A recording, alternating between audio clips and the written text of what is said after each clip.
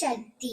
என் அன்பு தங்கமே, நான் எப்போது என் கரம் கொண்டு உன்னை இழுத்து வந்தேனோ, மறுகணமே உனக்கு பிடித்த விஷயங்கள், நீ விரும்பிய வாழ்க்கை, நீ விரும்பினாலும் விரும்பாவிட்டாலும் நான் உனக்கு வழங்குவேன். அது எனது முக்கிய கடமை.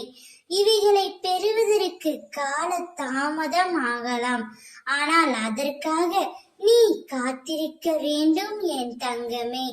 உன்னை வெறுக்கும் உன் துணையின் இல்லத்தில் இன்று ஒரு முக்கியமான விஷயம் நடந்து உள்ளது. அது என்னவென்று கேட்கின்றாயா?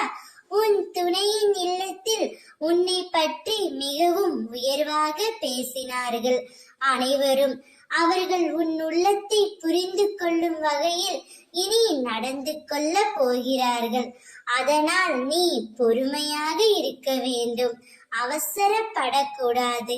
நீ என்னை காண்பது எளிதல்ல. பலர் எனது கோவிலில் தவம் இருக்கிறார்கள்.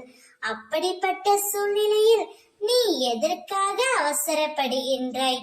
உன்னை இதுவரை ஏன் பொக்கிஷமாக வைத்திருக்கின்றேன். நீ விரும்பியபடி வாழ்க்கையை உனக்கு கொடுக்க போகின்றேன். உன் துணையின் இல்லத்திலிருந்து ஒரு நல்ல செய்தி உன்னை தேடி வரும். அப்பொழுது நீ ஆனந்த கண்ணீருடன் அம்மா சொன்னதெல்லாம் நிறைவேற்றி விட்டார் என்று எனக்கு நன்றியும் கூறப் போகின்றாய். நீ எதை செய்ய நினைத்தாலும் நீயாக செய். யாரையும் கூட்டு செய்ய முயற்சிக்காதே. உன்னுடைய உழைப்பு அப்பொழுது வீணாகி விடும் தங்கமே. உன்னில் இருப்பது நீ அல்ல, நான் இருக்கின்றேன். நீ செல்லும் இடமெல்லாம் நிழலாக நான் உன் கூடவே வருவேன்.